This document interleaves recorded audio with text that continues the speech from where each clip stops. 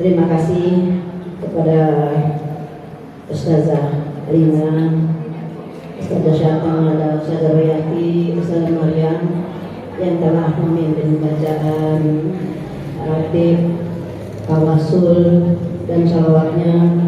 Mudah-mudahan di pagi hari ini kita sama-sama sudah membasakan lidah kita dengan wirid, tahlil dan zikir. Mudah-mudahan Allah tambahkan keberkahan kita, Allah berikan kita kesehatan yang sempurna, dan Allah mudahkan kita untuk melangkah ke jalan-jalan Allah Subhanahu wa Ta'ala. Amin ya rabbal alamin. Selamat datang kita ucapkan pada guru kita. Bila sama-sama kita dengarkan pelajaran tafsir yang akan disampaikan oleh guru kita Al-Mukarramah Ustazah Hana Natasha MA. Kami persilahkan dengan segala hormat.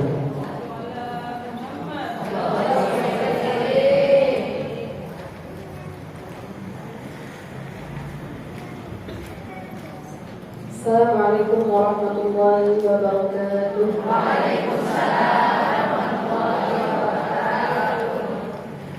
Bismillah, alhamdulillah, wassalatu wassalamu ala rasulillah Sayyidina Muhammad bin Abdullah wa ala alihi wa sahbihi wa man tabi'ahu wa nasarahu wa walah. Asyhadu an la ilaha illallah wahdahu la syarika lah wa asyhadu anna sayyidina Muhammadan abduhu wa rasuluhu la nabiyya ba'dah. Allahumma akhrijna min dhulumatil wahmi wa akrimna bi nuril fahmi wa aftah 'alaina bi ma'rifatil 'ilmi wa hassin akhlaqana bil hilmi. Allahumma ja'alna mimman yastami'una qawlan wa yattabi'una ahsanah. Alhamdulillah, puji syukur kita panjatkan kehadirat Allah Subhanahu wa Ta'ala yang hari ini alhamdulillah di minggu kedua ibu-ibu sudah semangat lagi buat ngaji. Setelah libur hampir 1 bulan dari puasa, 2 bulan dari puasa sampai lebaran ya. Makanya sekarang kemarin sudah penuh sama asupan-asupan jasmani, keliling muter-muter dari kampung ke kampung, makanya badannya juga ikut. Makanya sekarang jalan lagi Majelis Taklim ya. Kemarin jalan-jalannya silaturahim sama keluarga, sekarang mulai lagi silaturahim sama teman-teman, sama guru-guru kita di majelis-majelis ilmu. Kemudian setelah jasmani kita diisi ya full di bulan Syawal, maka kembali lagi kita buka hati kita buka pikiran kita untuk kembali menyerap santapan-santapan rohani buat diri kita. Mudah-mudahan ibu-ibu semuanya istiqomah dari awal sampai akhir. Dari hari ini sampai nanti kita di mana. Amin amin ya rabbal alamin. Karena zaman sekarang ini zaman sudah semakin akhir, ibu ya. Zaman sudah mendekati akhir zaman, di mana kata baginda Rasulullah SAW bahwasanya kalau sudah mendekati akhir zaman itu ilmu semakin diangkat. Ilmu-ilmunya Allah itu akan diangkat. Dengan apa? Dengan banyak wafatnya para ulama. Ya. Maka kita temui sekarang banyak berseliweran kabar-kabar, ya, kabar-kabar duka, kabar wafatnya guru-guru kita, ya, guru dari orang tua kita. Ya, maka kata Rasulullah, Inna Allah la yaqbidul ilma intiza'an yantazi'uhu, bahwa Allah itu mencabut ilmu dari muka bumi ini tidak serta-merta begitu saja. Walakin yaqbidul ilma biqabdil ulama, bahwa ilmu itu dicabut oleh Allah Subhanahu wa Ta'ala dengan wafatnya para ulama.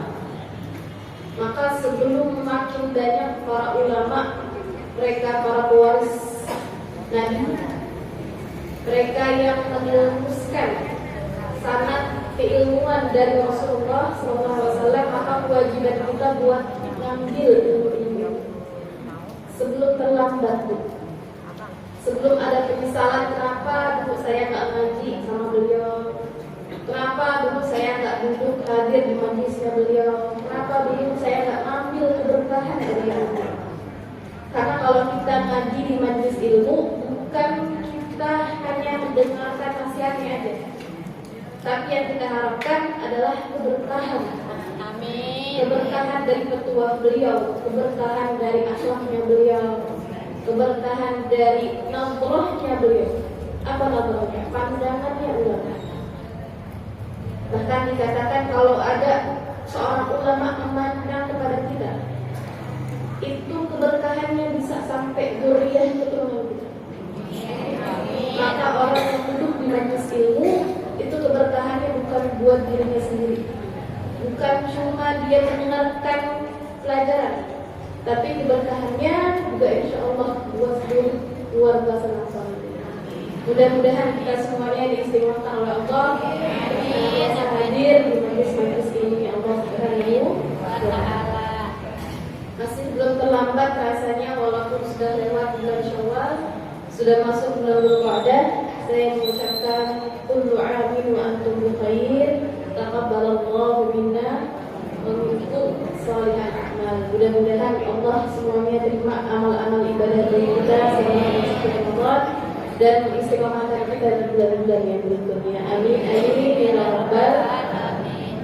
Baik ibu-ibu sekalian yang dirahmati Allah, insyaallah hari ini kita mulai kembali kajian tafsir Al-Quran dan tahsil Al-Quran masih di surat apa?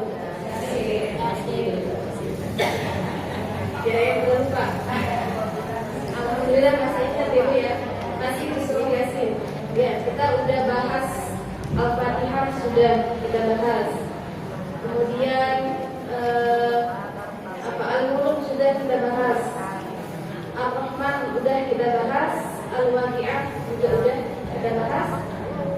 Yasin ini tinggal sedikit lagi, 3/4.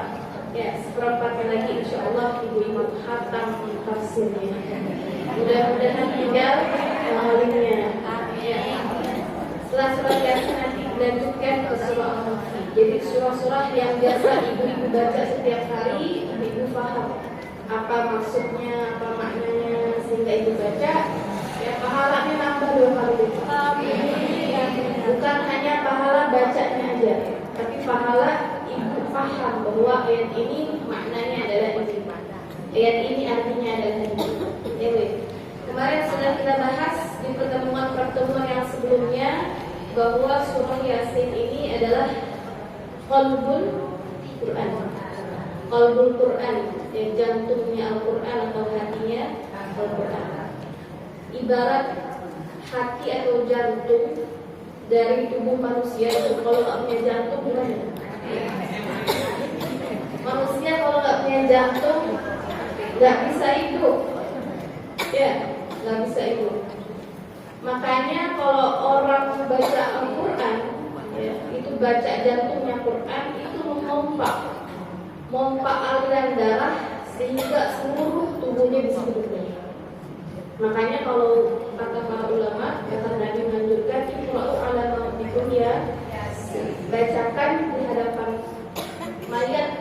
Ya, kalau ada orang yang meninggal, saudara kita yang meninggal, atau keluarga kita meninggal, karena kita meninggal, bacakan surah Yasin. Ya, bacakan surah Yasin. Manfaatnya buat kita juga manfaatnya untuk si mayat. Maka kandungannya berapa ya Pak? Ya, kenapa Yasin kemudian dikatakan sebagai qalbul Quran atau jantungnya Quran? Karena dia memberikan kehidupan yang baru buat manusia. Ya, bukan kehidupan artinya ibu punya nyawa ibu, bukan. Artinya apa? Ibu hidup di dunia, tapi ibu juga mendapatkan kehidupan akhirat. Ibu diingatkan tentang kehidupan akhirat. Ibu diingatkan tentang siksaan-siksaan kubur. Ya, ibu diingatkan tentang bagaimana kemarin sudah kita bahas kisah-kisah umat terdahulu dalam surah Yasin yang diceritakan satu kampung namanya di kampung Al-Muqtiyah yang seluruhnya dustakan Rasul. Ketika disampaikan perintah, disampaikan anjuran aturan dari Allah Subhanahu wa Ta'ala, tapi satu kampung mengkhianati.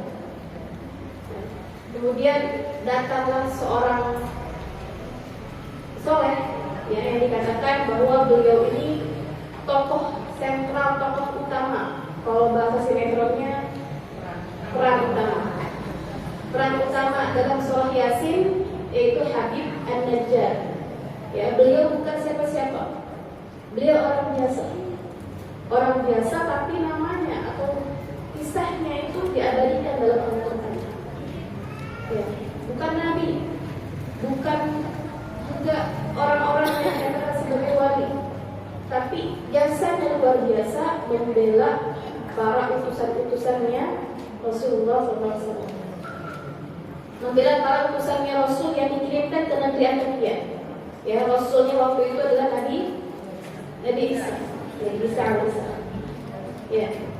Kemudian Habib An-Najjar ini sampai dibunuh oleh seluruh penduduknya karena demi membela apa yang disampaikan oleh Rasul itu, menyampaikan kebenaran dan membela kebenaran, sehingga Habib An-Najjar dibunuh oleh penduduknya dan Allah menjanjikan dari syurga. Itu semuanya bisa kita dapat dalam surah Yasin. Kemudian sampaikan juga kemarin kita sudah bahas bahwa dalam surah Yasin, ya, ketika orang-orang kafir Quraisy itu kemudian mendustakan Allah, mendustakan Rasul, ya, maka biasanya Quran itu dalam Al-Quran alurnya ketika ada sekelompok orang yang dusta sama Rasulnya, yang ingkar sama Rasulnya, ya, maka akan didatangkan dalil-dalil atau bukti yang biasanya masuk dalam logika mereka, masuk di akal. Ya, seperti kemarin kita bahas dalam Al-Quran itu di surah Yasin, dibahas tentang tanda kebesaran Allah Subhanahu wa Ta'ala pada tumbuh-tumbuhan. Bagaimana tumbuhan Allah tumbuhkan dari biji, ya, kemudian menjadi pohon dan pohonnya bisa dimakan. Kemudian tanda kebesaran Allah pada pasangan-pasangan. Kemudian tanda kebesaran Allah pada kapal perahu yang bisa di atas air itu enggak tenggelam. Itu tanda kebesaran Allah yang kemudian bisa masuk logika mereka. Kira-kira kalau bukan karena adanya satu kuasa dari Zat yang Maha Kuasa, maka semuanya akan tenggelam. Illa rahmatan minna wa mata'an. Kalau bukan karena rahmatnya Allah, maka semua makhluk hidup di dunia ini tidak akan kebagian makan. Kalau bukan karena rahmatnya Allah Subhanahu wa Ta'ala, maka orang kafir tidak akan dikasih makan. Ya. Kenapa? Karena kalau misalnya Allah hanya ngasih makan orang-orang mukmin, itu gampang aja. Tinggal dikasih kelaparan saja orang kafir biar mereka beriman, tapi tidak. Allah telah memberikan keadilannya, Allah telah memberikan kasih sayangnya buat semua makhluk hidup tanpa pandang. Kalau di dunia semuanya masih dapat kasih sayangnya Allah. Selagi masih di dunia, semua masih dapat yang namanya hak-hak buat hidup. Makanya kita, ya, walaupun bukan sama muslim, tetap dianjurkan berbuat yang selagi muamalahnya atau selagi masih hubungan tangga masih boleh. Tapi kalau sudah masalah ibadah, akidah, maka lakum dinuruh. Tapi anjuran berbuat baik itu jangan sampai kita punya tetangga, ya, karena beda suku, ya, tetangga kita itu orang Betawi, ya, akhirnya apa? Nggak dibagi makanan, ya, nggak dibagi kalau ada acara, nggak diundang. Emang benar 100. Ada yang begitu, jangan itu ya. Semua di sini walaupun kita nggak satu suku, ya, nggak satu agama, tapi kalau soal untuk berbuat baik, semuanya harus tetap mendapatkan hak, ya. Maka di ayat yang berikutnya yang akan kita bahas hari ini adalah tentang bagaimana peringatan Allah Subhanahu wa Ta'ala ketika sudah dikasih sama Allah nih, tanda-tanda Allah, dari Allah sudah dikasih, tapi mereka masih tidak percaya, masih tetap mendustakan. Maka dikasih sama Allah peringatan yang berikutnya, yaitu yang akan kita bahas tentang kehidupan sangkala, ya, tentang hari akhir. Ya, di Quran itu cerita tentang hari kiamat diulang-ulang. Hampir di setiap surah itu ada cerita tentang hari akhir, cerita tentang hari kebangkitan, cerita tentang hari pembalasan, tentang hari hisab, hari perhitungan amal manusia. Itu hampir di seluruhnya ada. Kenapa? Supaya mengingatkan lagi, ingetin manusia kalau udah soal mati, kalau sudah soal kiamat, biasanya orang bakal takut. Ya, biasanya orang bakal takut. Ya, tapi nanti kita lihat bahwa orang kafir ini saking sudah bahasa kita bebel gitu ya, saking udah mereka kafir, namanya juga kafir. Orang kafir itu namakan kafir karena kafir itu maknanya adalah menutupi, udah tertutup. Tertutup apa? Tertutup mata hatinya, tertutup pikirannya, ya, tertutup seluruhnya, dan dia menutupi kebaikan. Di depan matanya ada kebaikan, tapi dia tutupi semuanya, seakan tidak ada. Maka dinamakan kafir. Maka kafir itu ada dua macam. Ada kafir namanya kafir amali, ada kafir namanya kafir i'tiqadi.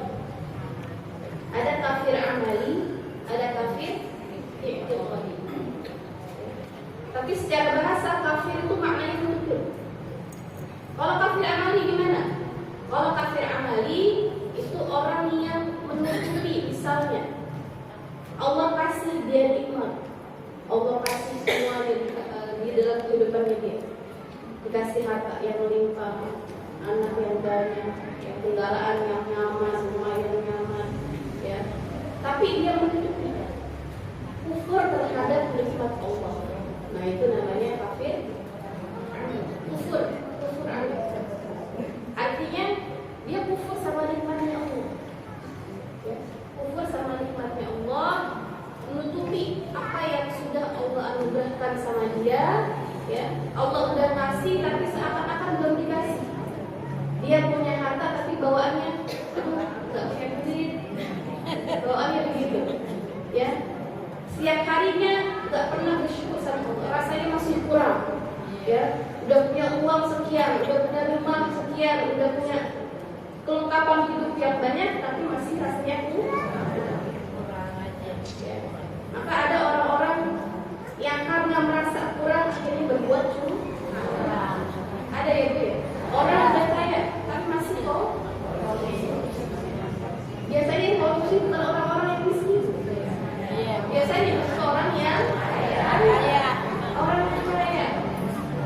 Ya, orang yang kaya karena dia merasa udah punya harta, tapi karena masih merasa kurang, itu sama nikmatnya Allah, akhirnya dia menghalalkan segala cara, akhirnya dia berbuat dosa.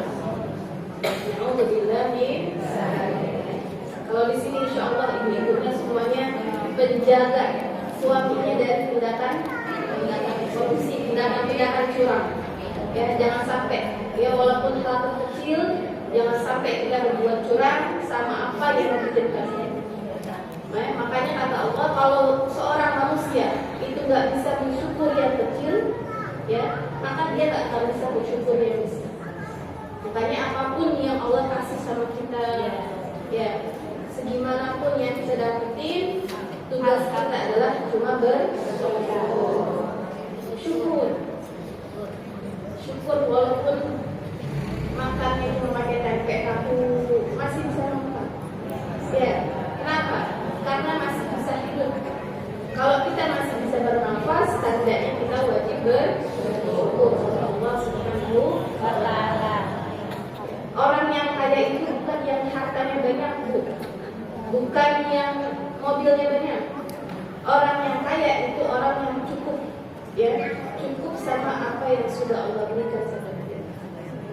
Ya, kalau ibu udah merasa cukup, maka insya Allah dunia rasanya nggak ada apa-apa, nggak ada. Ya, udah cukup. Allah udah kasih begini, maka disyukuri aja, disyukuri bisa. Ya, maka insya Allah di sini akan kita bahas di ayat ke-45. Ya, kalau masalah itu ya. 45 45, dimulai dari ayat 45 insyaallah kita bahas sampai ayat ke 54 tuh. Kita baca dulu ayatnya sama-sama Ibu ya. A'udzu billahi minasyaitonir rajim. Bismillahirrahmanirrahim. Wa idza qila lahum ittaqu ma baina aydikum wa ma khalfakum la'allakum turhamun. Wa ma ta'tihim min ayatin min ayati rabbihim illa kanu 'anha mu'ridin. Wa idza qila lahum anfiqu mimma razaqakumullah qala alladhina kafaru lilladhina amanu man nut'imu man law yasha'u Allahu at'amah in antum illa fi dhalalin mubin. Wa yaquluna mata hadzal wa'du in kuntum shadiqin. Ma yanzuruna illa sayhatan wahidatan ta'khudhuhum wa hum yakhsimun. Fala yastati'una tawsiyatan wala ila ahlihim yarji'un. Wa nufiqa fis-suri fa idza hum minal ajdathi ila rabbihim yansilun. Qalu ya waylana man ba'athana min marqadina hadha ma wa'ada ar-rahman wa sadaqa al-mursalun. In kanat illa sayhatan wahidatan fa idza hum jami'un ladaina muhdarun. Al-yawma la tuzlamu nafsun shay'an wa la tujzawna illa ma kuntum ta'malun. Shadaqallahul 'azim. Wa idza qila lahum ittaqu ma baina aydikum wa ma khalfakum la'allakum turhamun. Sini beberapa hal yang biasanya ibu-ibu masih suka salah. Di sini ada tanda saktah ya Bu, ayat ke-50 ya. Kalau ada sin kecil itu ya ayat 52 ya. Ayat ke-52 qalu ya waylana man ba'athana min marqadina hadza. Nah itu ada tandanya sin kecil di atas marqadina ya. Nah itu jangan diterobos ya Bu ya, atau jangan ibu berhenti di situ. Jangan berhenti, jangan diterobos, tapi nggak pakai aturan. Sin itu tandanya apa? Sin itu namanya saktah khafifah. Saktah khafifah artinya kita berhenti sejenak. Ya, berhenti sejenak di marqadinanya tanpa nafas. Tanpa nafas dengan niat melanjutkan bacaan. Ya, berhenti sejenak tanpa nafas dengan niat melanjutkan bacaan. Ya, biniyatil istimrar, dengan niat melanjutkan bacaan. Jangan ibu berhenti nggak pakai nafas, nggak baca lagi. Ya, makanya ada tambahannya. Berhenti sejenak tanpa nafas dengan niat melanjutkan bacaan. Ya, jangan nggak nafas di situ berhenti ya deh. Terus ibu sambil masak, ya jangan. Jadi berhenti sejenak tanpa nafas dengan niat melanjutin bacaan. Ya, lamanya berapa? Lamanya kira-kira 2 ketukan, 2 harokat. Kayak ibu baca subhanallah, lamanya segitu. Jangan lama-lama banget Bu. Ya, karena saking menghayati bacaan lama banget berhenti. Ya, lamanya itu hanya 2 ketukan atau ibu seperti baca subhanallah.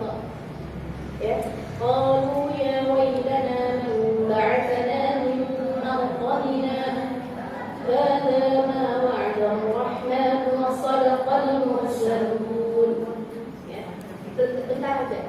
Namanya juga khafifah. Saktahnya khafif, saktahnya ringan. Berartinya senang saja. Ya, jadi ibu-ibu nanti kalau lagi baca Yasin jangan sampai ketemu saktah, ibu lanjut aja. Ya. Kalau begitu ntar di depan ustazah, ada ustazah gitu ya, lagi saatnya lagi maulid. Ya baca Yasin ada saktahnya kan, ustazah heran, ini ngajinya gimana sih? Ya, maka saktahnya harus berarti ya itu ditandai gitu ya. Yang biasanya mungkin ibu-ibu ada beberapa yang belum tahu. Kalau yang sudah tahu, alhamdulillah ya, tinggal kita praktek dan mengucapkan. Baik. Wa idza qila lahum ittaqu ma baina aydikum wa ma khalfakum la'allakum turhamun. Ya. Setelah kemarin dibahas tentang tanda kebesaran Allah, maka di ayat ini Allah kembali ingatkan. Allah kasih peringatan dalam bentuk yang lain. Ya, kemarin masih ingatnya baik-baik. Pakai tanda kebesaran Allah. Nih, lihat Allah kasih tumbuhan. Nih Allah kasih kehidupan. Nih Allah kasih transportasi buat kamu. Ya, masih belum tersentuh. Ya, maka dikasih perintah atau dikasih teguran yang agak keras lagi. Ya, kata Allah di sini sampaikan wa idza qila lahum, dan apabila dikatakan kepada mereka ittaqu ma baina aydikum wa ma khalfakum, ya, waspadalah, berhati-hatilah ma baina aydikum, ya, terhadap apa yang ada di hadapan kamu, wa ma khalfakum, dan apa yang ada di belakang kamu.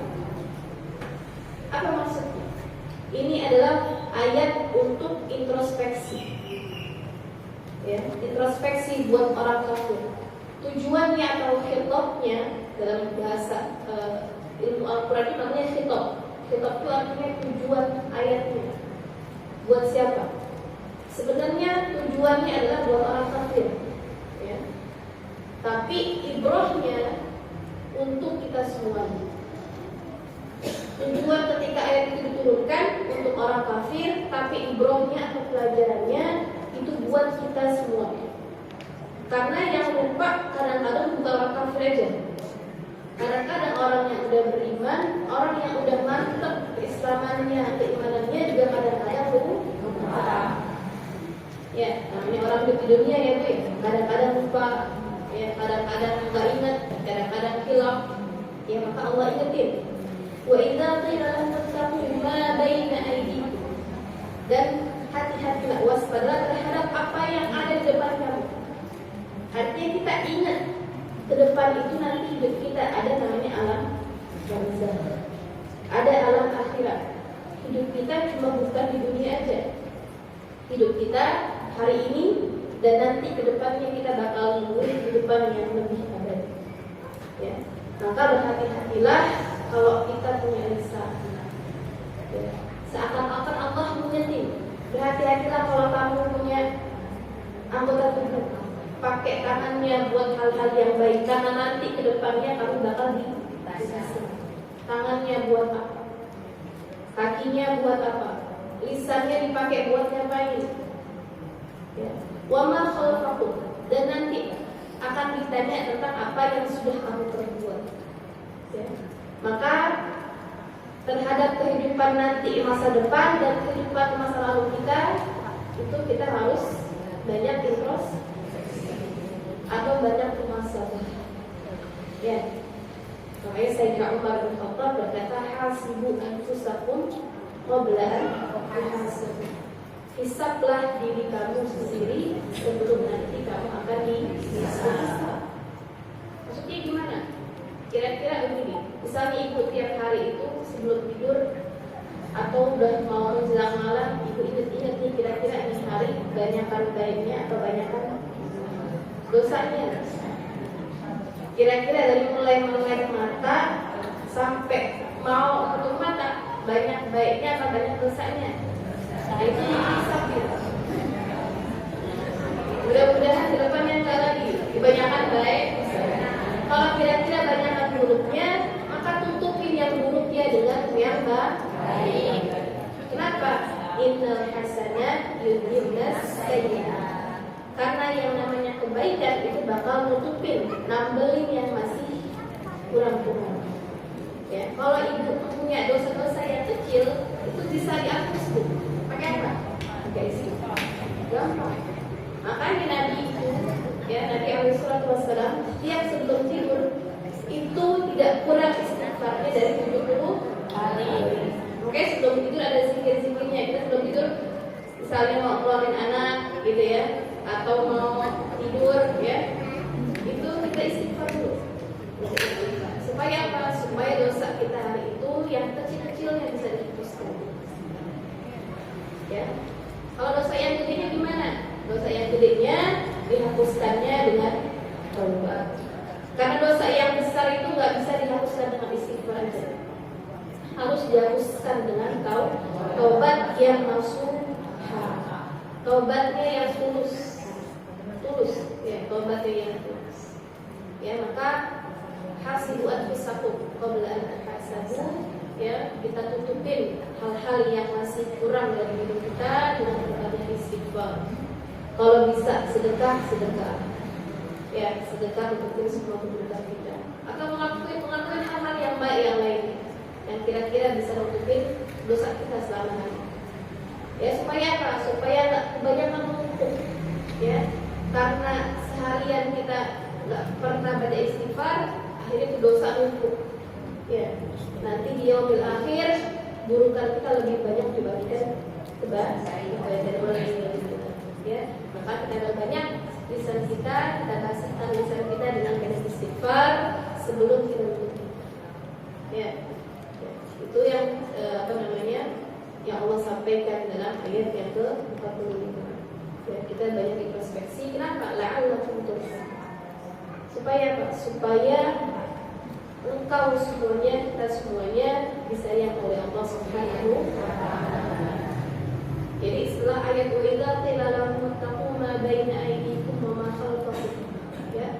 Hati-hati sama kehidupan kamu, kehidupan masa lalu kamu, kehidupan masa depan kamu. Ya, perbanyak istighfar, perbanyak mengintrospeksi supaya apa? Supaya engkau semuanya disayang oleh Allah Subhanahu wa ta'ala. Dengan harapan rahmatnya Allah masih turun kepada kita. Kalau orang yang masih punya kesadaran itu rahmat Allah pasti bakal terbuka bagi. Ya. Tapi kalau orang yang nggak punya kesadaran, orang yang kira-kira udah banyak salahnya tapi dia nggak sadar dia salah. Orang yang udah kafir ini diingetin. Ya. Orang kafir musyrik Mekah itu diingetin sama Allah sama Rasul, ya bahwa hati-hati nih, kamu hidup bukan cuma hari ini doang. Tapi nggak juga sadar. Ya padahal di akhirnya ayat tersebut, gitu ya. Di akhir ayat ini Allah ingetin bahwa kamu pasti disayangi sama Allah. Kalau kamu banyak bertobat. Ya, sebanyak apapun dosa yang kita lakuin, selagi masih punya dalam diri kita rasa sadar, maka insya Allah rahmat Allah pasti. Ya, kenapa? Wasi'at rahmati kulla syai'. Bahwa rahmatku itu meliputi segala sesuatu. Bahkan rahmati sadaqat ghadabi dalam hadis qudsi. Dikatakan oleh Allah bahwa rahmatku, kata Allah, kasih sayangku itu sadaqat ghadabi, mendahului kemarahan. Ya, jadi sebelum hamba Allah disiksa, Allah itu ngasih rahmat dulu. Dengan apa? Dengan ngasih yang namanya pintu taubat. Itu maknanya rahmati sadaqat ghadabi. Tapi kalau udah dikasih pintu rahmat, terbuka pintu rahmat, tapi nggak juga didatengin, ya, nggak juga tobat, maka ghadabnya Allah, marahnya Allah Subhanahu wa ta'ala. Allah itu memberikan ancaman, yang memberikan hukuman itu bukan serta-merta karena seorang salah, karena dia salah langsung dihukum, enggak. Allah masih buka pintu rahmat, masih buka pintu rahmat. Ya, makanya kita juga begitu. Kira-kira kalau misalnya, ya, suami kita salah, ya, atau anak kita salah, atau siapa teman kita salah, ya, yang pertama kita buka pintu maaf kita dulu. Ya, Bu. Pintu maaf kita buka dulu.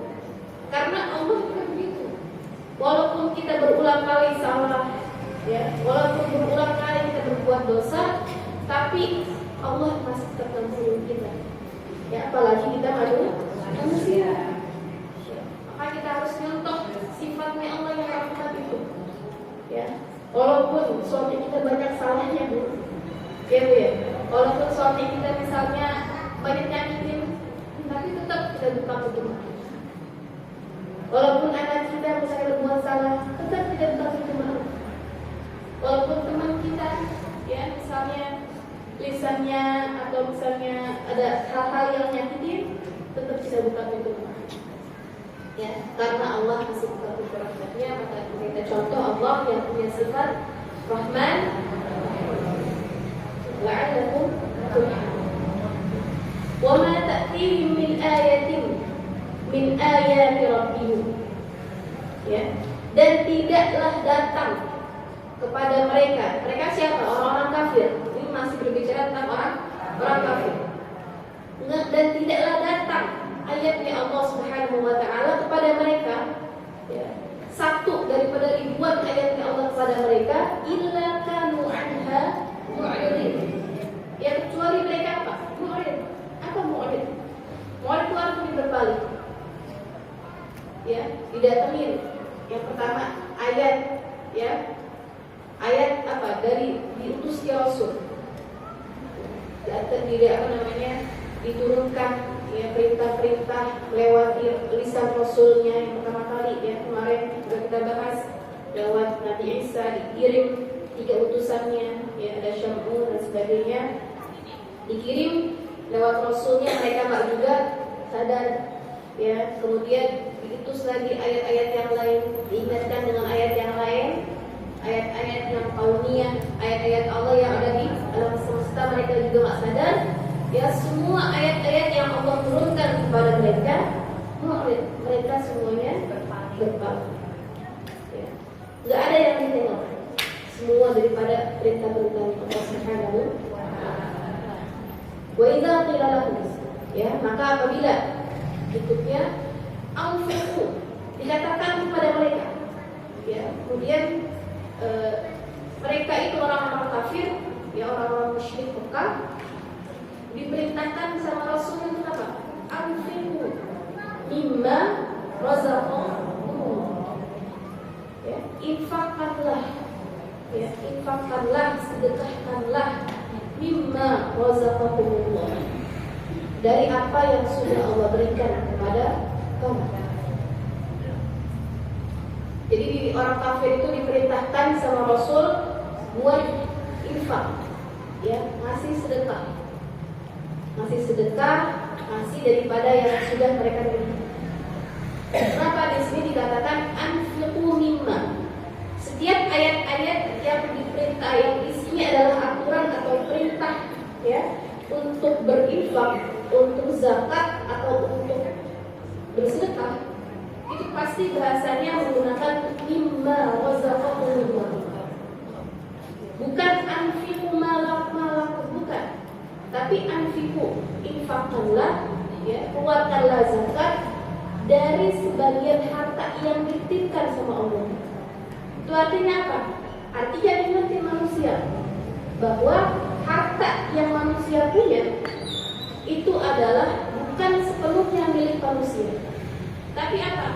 Bahwa harta itu mimma razaqakumullah, ya, sedikit aja dari yang Allah titipkan kepada kamu. Artinya harta cuma dititipkan. Ada orang kaya, ada orang miskin. Orang kaya bukan berarti dia yang punya hartanya semuanya dia, bukan. Orang kaya bukan berarti dia yang berkuasa sama semuanya, bukan. Kenapa ada orang kaya? Kenapa ada orang miskin? Kenapa Allah itu kemudian mentakdirkan ada manusia yang hidupnya sengsara, ada manusia yang hidupnya bahagia? Kenapa? Ya.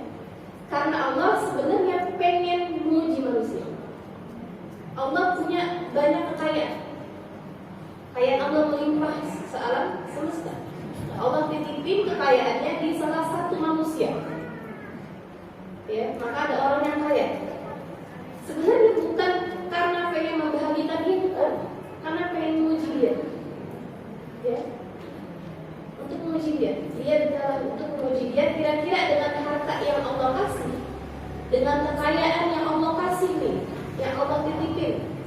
bisa nggak dia bantu orang yang susah? Maka kalau ada orang kaya yang merasa dia punya harta yang banyak tapi nggak suka bantu orang, berarti dia bukan orang kaya. Kenapa? Karena yang punya kayaannya sejatinya bukan dia. Tuhan tak cuma Allah titipin supaya kira-kira uji dia mau nggak dia kasih sama orang kaya. Ya, maka manusia itu diutus sama Allah ke muka bumi untuk jadi apa? Untuk menjadi khalifah fil ardh.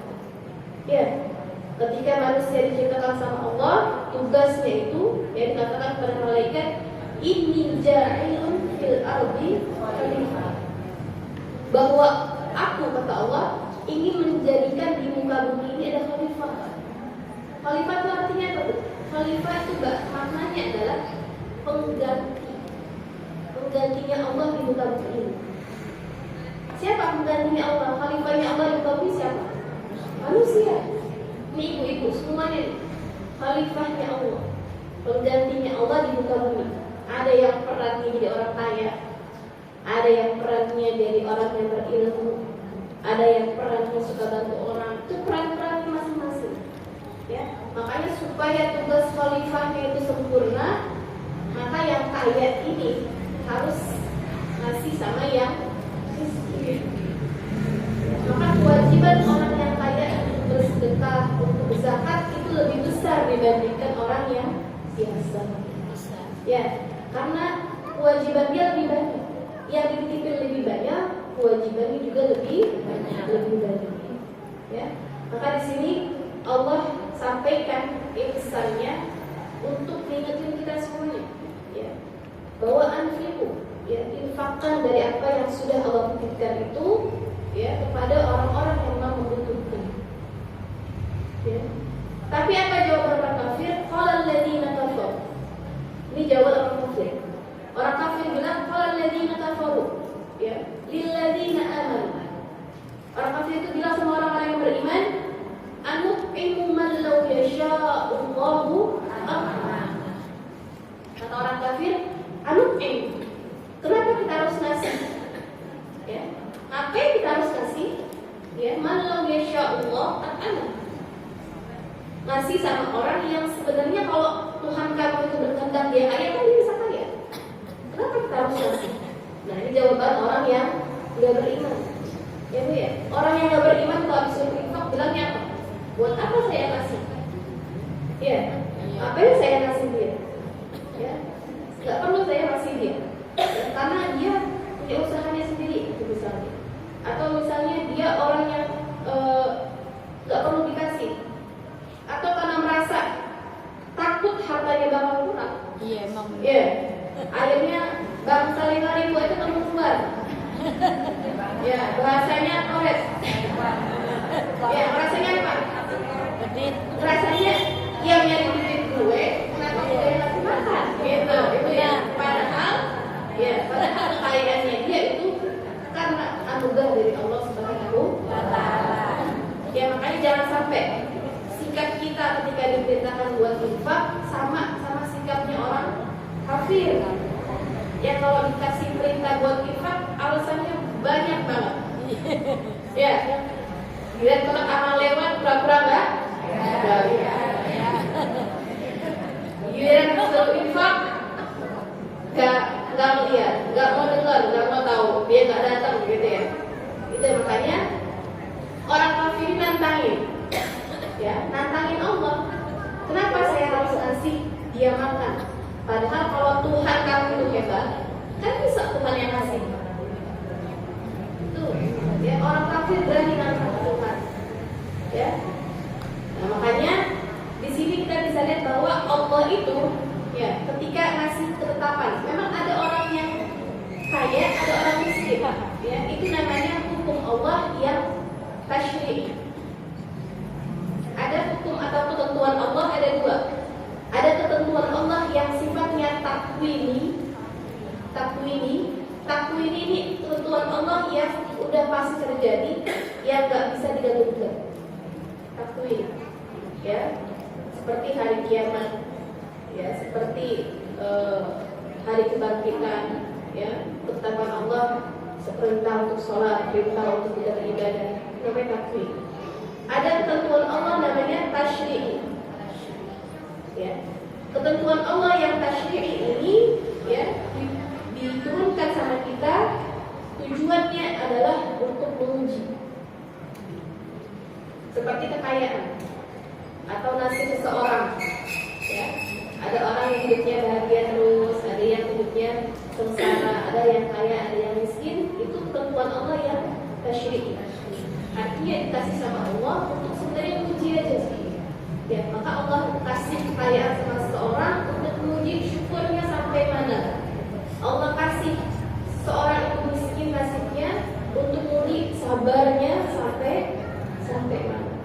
Ya, makanya bu orang yang kaya itu kalau banyak sedekah nanti dia bil akhir ya, itu titipannya dibawa sama orang yang miskin itu. Ya, apa yang dia infakkan nanti dibawa itu orang miskin itu. Jadi hartanya sampai akhirat. Tapi kalau ada orang kaya yang hartanya dimakan buat dirinya sendiri aja, ya, maka hartanya nanti dia berarti orang miskin itu bakal ngasih apa?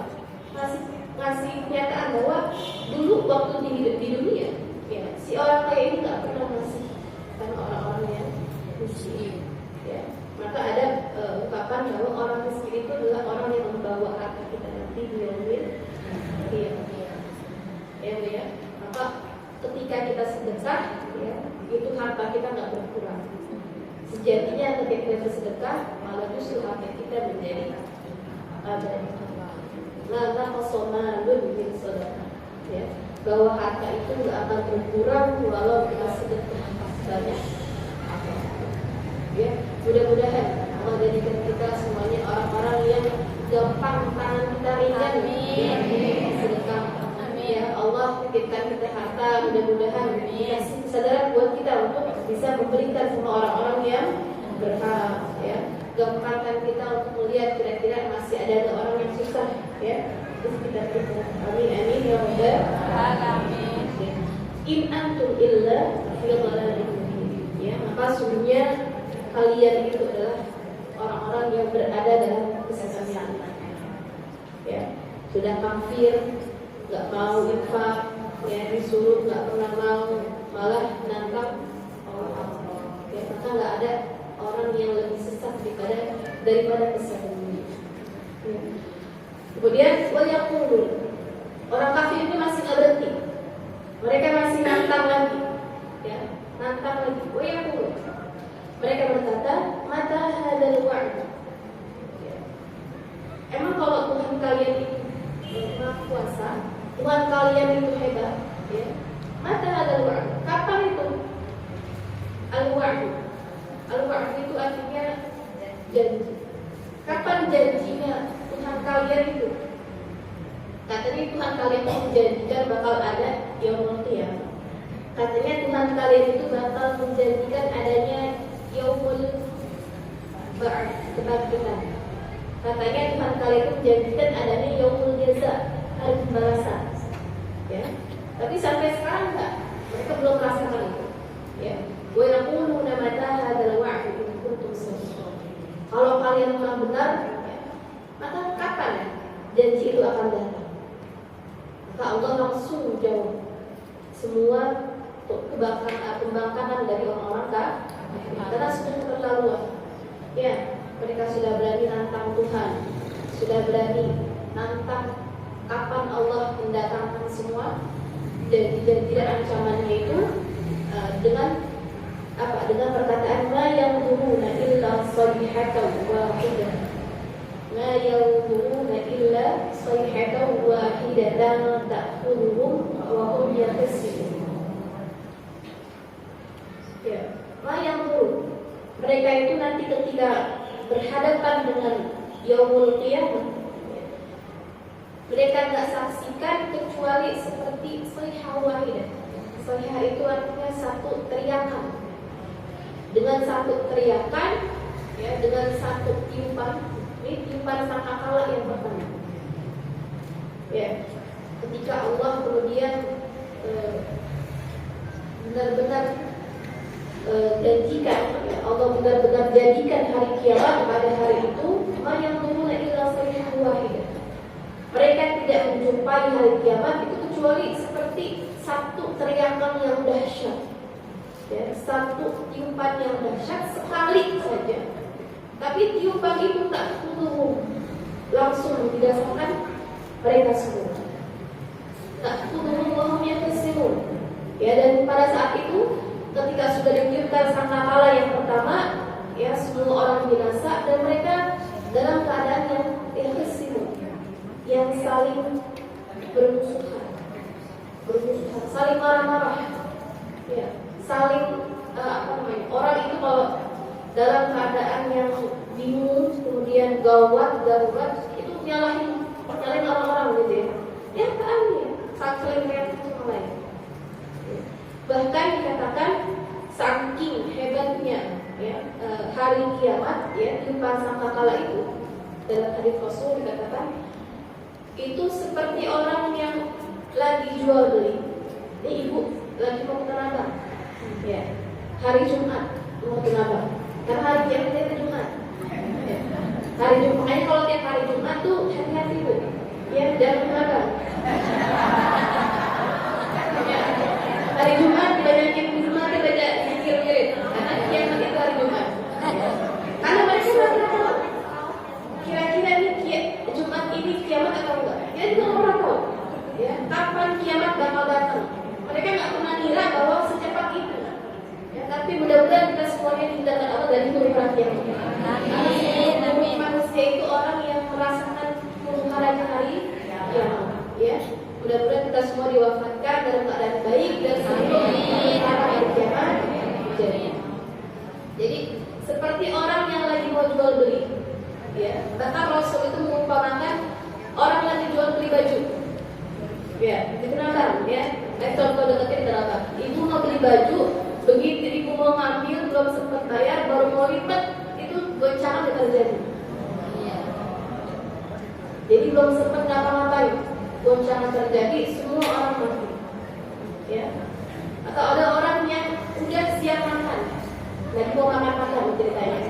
Ya. Lagi mau makan, ditraktir teman, ya, di mana gitu. Di Mall. Ya, atau di Pondok Gurame, ya, gitu ya.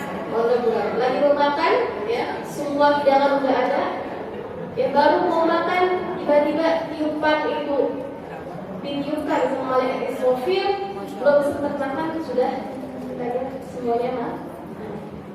Jadi begitu cepat, ya, kejadiannya itu cepat.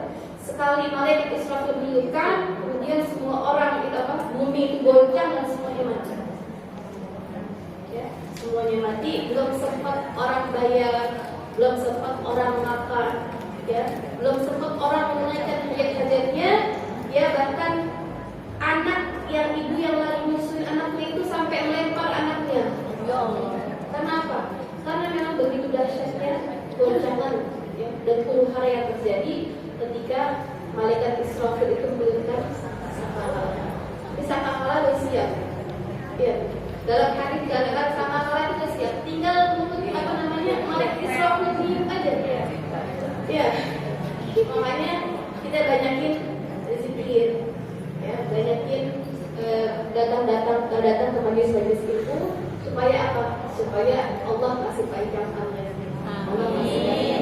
Jangan, ya, jangan hari ini ya Allah, ya, mudah-mudahan masih di hari yang kedepannya lagi, mudah-mudahan di hari yang kita sudah seluruhnya siap.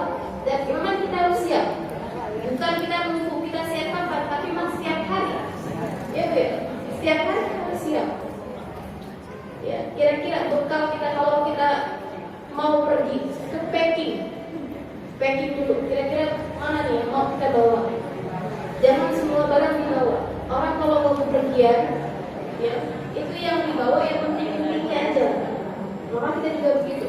Di dunia kita hidup, ya, kita ambil bekal yang kira-kira manfaat buat kita hidup nanti di darul akhirah. Ya, jangan segala perabot mau kita bawa, ya, segala mobil mau kita bawa, ya, semuanya kita tinggalin. Mobil nggak kita bawa, rumah nggak kita bawa, yang kita bawa cuma Amalan. Ya, bekal yang terbaik buat kita nanti hidup di darul akhirah adalah takwa kita, amal kita, kebaikan kita. Ya, mobil nggak punya nggak apa-apa, untuk nanti Allah kasih. Ya, Allah kasih nanti dia di akhir. Yang lebih cakep. Ya, rumah masih ngontrak nggak apa-apa. Ya, nanti amal kita banyakin nanti di yaumil akhir. Ya, di akhir dapat rumah yang ibu mau, gimana ibu mau kasih. Ya, rumah berlapis emas, baja, lapis enak bisa. Ya, yang penting itu di dunia ya. Memang berbanyak bekal ibu, kira-kira ibu pantas buat hidup nanti di darul akhirah di surga. Insyaallah mudah-mudahan kita semuanya pantaskan Allah ya, buat masuk dalam surga Allah dengan hisab dan yang sirah, dengan hisab yang ringan, bahkan tanpa hisab juga yang hisab. Amin amin ya rabbal alamin. Dan bersama Rasulullah dan bisa berjumpa dengan Allah Subhanahu wa taala. Wala yastati'una tawsiyah. Ya, ketika sudah terjadi hari kiamat, ya, karena begitu cepat kejadiannya, la yastati'una tawsiyah. Mereka nggak bisa ngasih pesan-pesan. Ibu nggak sempat lagi nih ngasih pesan lewat WA. Tolong rumah diamankan dulu, nggak bisa. Ibu nggak sempat ngomong dulu. Ya tolong itu yang mau dibawa dulu, nggak bisa. La yastati'una tawsiyah. Ya. Nggak bisa ngasih pesan-pesan sama keluarga kita. Wala ila ahlihim yarji'un. Ya. Orang yang lagi ada di sini, orang yang lagi ada di Tanabang, orang yang lagi di kantor, semuanya matinya di tempat yang dia sedang berdiri. Dia nggak bisa lagi hari kiamat dia mau pulang ke rumahnya, nggak bisa. Ya, maka kalau lagi hari kiamat ya, itu orang yang lagi di tempat yang paling mewah sekalipun bakal mati. Ya. Makanya nggak bisa lagi pulang ke tempat kita mau pulang. Ya.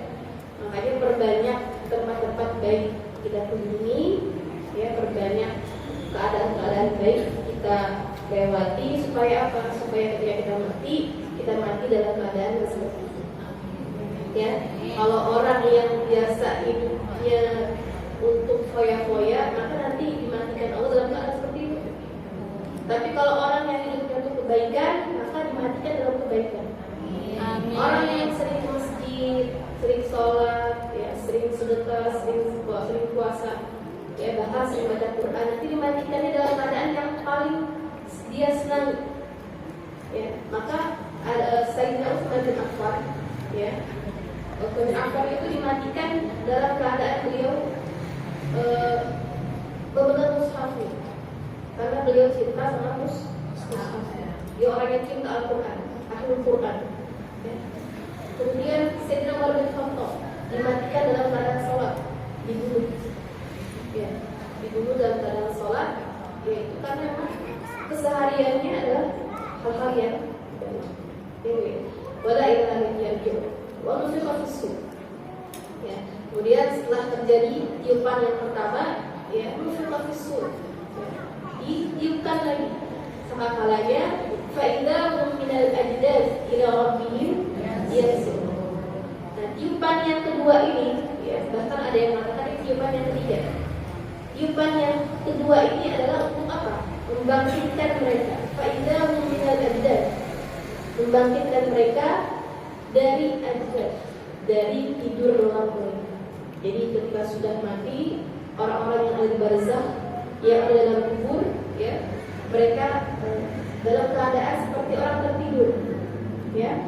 Faidahum minal ajdad ila rabbihim yansilun. Ya, mereka kemudian kembali kepada Allah, dia datang kepada Allah dalam keadaan yansilun. Apa yansilun? Yansilun itu adalah yusri'una fil mashi. Jadi mereka cepat-cepat. Jadi ketika ditiupkan sangkakala yang kedua, semua orang bangkit dari kuburnya, bangkit dari kematiannya, langsung buru-buru pergi untuk mencapai hisabnya Allah Subhanahu wa ta'ala. Ya, dikumpulkan Allah pada mahsyar untuk dihitung amal-amalnya. Ya. Maka ketika dibangkitkan itu, orang-orang kafir merasa bahwa qalu ya wailana. Ya, mereka berkata, ya wailana, aduh celakanya kami. Ya. Alangkah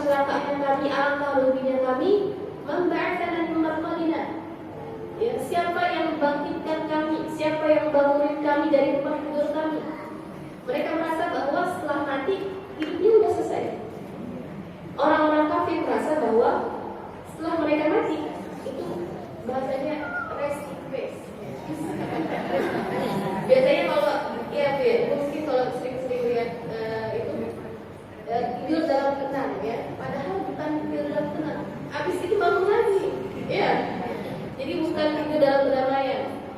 Setelah mereka tidur, setelah mereka mati, mereka dibangkitkan lagi sama Allah Subhanahu wa Ta'ala. Buat apa? Buat mempertanggungjawabkan apa yang sudah mereka lakukan. Nah, ini yang nggak diyakini sama orang-orang yang non-Muslim. Mereka nggak yakin ada hari pembalasan. Ya, maka diingatkan sama Allah, ketika kamu nanti tidur, sudah hari kiamat datang, kamu nggak udah mati begitu aja. Tetap ada pertanggungjawabannya. Mereka merasa mereka baru tidur sebentar. Kenapa kami harus bangun? Maka akan kami parkolina. Ya, kemudian hada ma wa'ada Rahman. Barulah mereka sadar. Hada ma wa'ada Rahman. Oh, ini ternyata janjinya Allah yang Maha Rahman wa sadaqal mursalun. Dan ternyata benar ya, Rasul-Rasul itu nyampein ya, di dunia disampaikan bahwa nanti kita itu bakal hidup di akhirat. Ya, ada alam akhirat, alam tempat kita mempertanggungjawabkan amal kita. Dan mereka baru sadar bahwa Rasul-Rasul itu mereka semuanya adalah kebenaran. Yang kedua mereka itu kadzab ya, mendustakan Rasul. Barulah mereka sadar ketika sudah datang memang apa yang dijanjikan oleh Allah Subhanahu wa Ta'ala. Maka kita itu tobat jangan nunggu kejadian dulu. Ya, tobat jangan nunggu ada sesuatu yang terjadi. Ya, baru sadar kalau misalnya ada kejadian dalam hidup kita, ya, baru sadar oh ternyata harta itu titipan Allah. Ya, baru sadar setelah kejadian yang kira-kira baru ingetin kita buat tobat. Ya, maka sebelum Allah ingatkan, ya, dengan teguran-teguran yang lebih keras, gitu ya, maka perbanyaklah berdosa. Ya, kita banyak ingat Allah, banyak ingat kira-kira semuanya yang kita lakukan ini bakal dikasih pertanggungjawaban, bakal dimintakan pertanggungjawaban. In kanat illa sayhatan wahidah fa idahum jami'un ladaina. Ya. Dan tidaklah kecuali seperti tadi, ya. Sekali timbang aja bisa membangkitkan semuanya. Ya, yang sudah jadi tulang belulang, yang sudah dimakan, habis dimakan sama hewan-hewan, itu Allah dengan kuasanya bisa bangkitkan lagi. Bangkitkan lagi untuk apa? Fa idahum jami'un ladaina. Supaya mereka semuanya bisa datang lagi kepada Allah, ya, dan berkumpul lagi di hadapan Allah Subhanahu wa Ta'ala. Untuk apa berkumpulnya? Untuk dihisab. Ya, untuk dihisab. Ya, ketika hari penghisaban, maka al-yawma la tuzlamu nafsun syai'a. Al-yawma la tuzlamu nafsun syai'a. Di hari hisabnya kita, di hari hisabnya manusia, la tuzlamu nafsun syai'a. Gak ada orang yang terzolimi satupun. Sedikit pun gak ada orang yang terzolimi. Ya. Kalau manusia, kalau hitung masih suka kurang dikit, gitu ya. Kalau kita hitung masih suka kurang. Tapi kalau hitungannya Allah gak ada yang kurang. Ya, semua amal yang kita lakuin di dunia, semua kebaikan yang kita lakuin, keburukan yang kita lakuin, sedikit pun bakal Allah itu. Ya, maka nggak ada yang terzolimi pada hari itu. Ya, nggak ada orang yang kemudian dia melakukan kebaikan, tapi Allah nggak tulis. Atau ada orang yang merasa itu kan kebaikan saya. Ya, kenapa harus dia tangkap? Tidak ada. Semuanya sesuai dengan apa yang dia lakukan. Tapi ada orang yang paling beruntung ketika hari itu. Orang yang merasa bahwa dirinya nggak pernah melakukan itu. Atau ada orang yang amalnya nggak terlalu, tapi tiba-tiba datang pahala yang banyak sekali. Siapa? Orang yang ketika di dunia itu terzolimi, ya, korban caci maki Ya, misalnya kita mencaci maki orang, kita fitnah orang, ya, atau kita ngomongin sesuatu yang memang dugaan dalam dirinya dia, maka kebaikan kita nanti di yaumil akhir itu akan kita lihat pindah kepada dia. Ibaratnya kayak transfer pahala. Nah, itu kan kita lihat, oh ternyata kebaikannya orang yang dulu kita fitnah, kebaikan orang yang dulu kita caci maki, orang yang kita kata-katain, ya, justru dia yang dapat semua kebaikan itu. Nah itu, ya makanya, ya dosa yang nanti, ya di yaumil akhir itu akan kita lihat, yang seakan-akan kita nggak pernah lakuin, ya, yang seperti itu.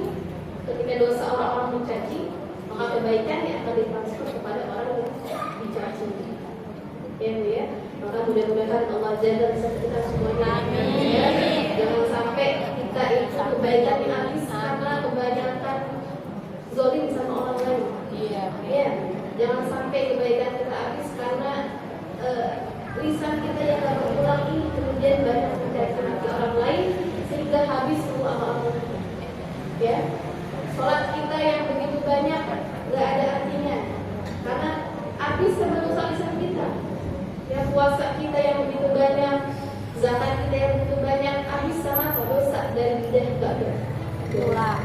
Ya, mudah-mudahan kita selamat semuanya nanti. Amin ya rabbal alamin. Wala tujzauna illa ma kuntum ta'malun. Dan kita tidak dibalaskan kecuali terhadap semua apa yang sudah kita lakukan.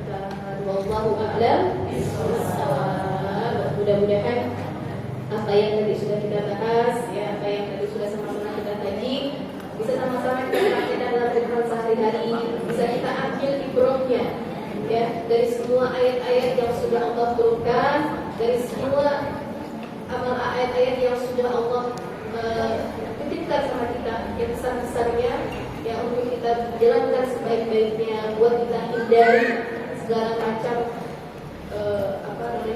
ancaman dari Allah Subhanahu wa taala, dan mudah-mudahan kita semuanya bisa hidup dengan sebaik-baiknya hidup, dan kelak di yaumil akhir kita bisa berjumpa dengan Allah dengan sebaik-baik keadaan. Amin amin ya rabbal alamin. Wassallallahu ala sayyidina Muhammad wa ala alihi wasallam. Walhamdulillahirabbil alamin. Assalamualaikum warahmatullahi wabarakatuh. Ibu mungkin ada yang ingin bertanya, 3 orang.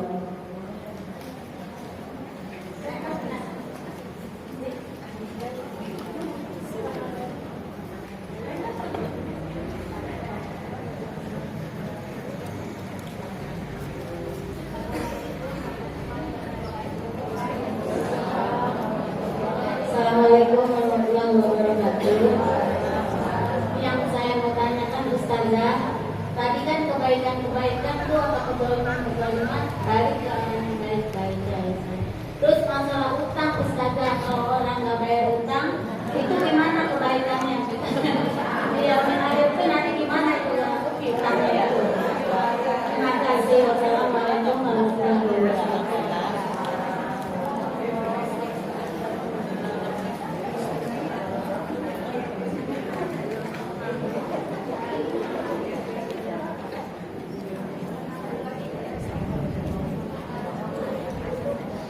Ini soal utang ya Bu ya. Di ibu-ibu kalau soal utang iya gitu. Soal utang, emang utang ini adalah perkara yang ringan tapi berat. Makanya Rasul itu nggak mau mensolatkan orang yang masih punya utang. Ya, Rasul itu nggak mau mensolatkan orang yang masih punya tanggungan hutang. Kenapa? Karena orang yang masih punya hutang amalnya mengganggu, ya, makanya apalagi masalah hutang ini bersangkutan dengan hak-hak adami, hak-hak manusia yang lainnya, ya, yang namanya hak manusia harus diselesaikan di dunia. Kalau di dunia nggak selesai, maka sampai yaumil akhir bakal harus selesaikan. Ya, gimana nasibnya orang yang berutang belum sempat bayar utangnya atau dia nggak bayar utang? Ya artinya dia terhalang, ya, terganggu sampai dia kemudian membayarkan hutangnya di dunia atau dari amalnya dia. Makanya kita kalau punya hutang berhati-hati. Kalau punya hutang kita sampaikan sama orang terdekat kita, sama anak, sama suami, sama orang tua, ya. Jangan sama tetangga ya Bu ya. Bilang sama tetangga, saya punya hutang kok, kalau saya mati bayarin. Jangan. Sama ahli waris kita, ya.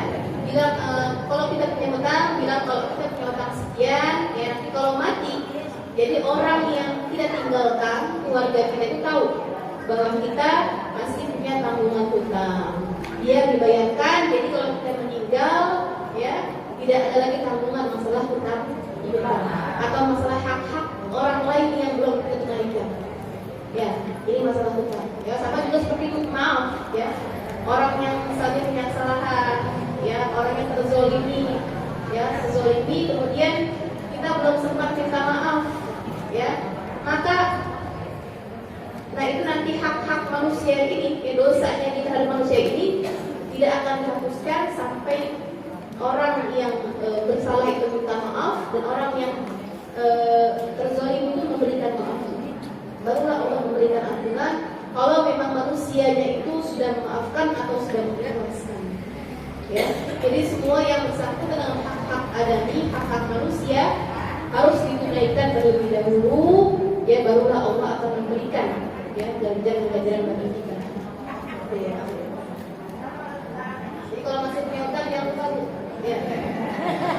Kalau masih belum mampu bayar, ya titip sama keluarga, ya kasih pesan-pesan nanti supaya dibayarkan.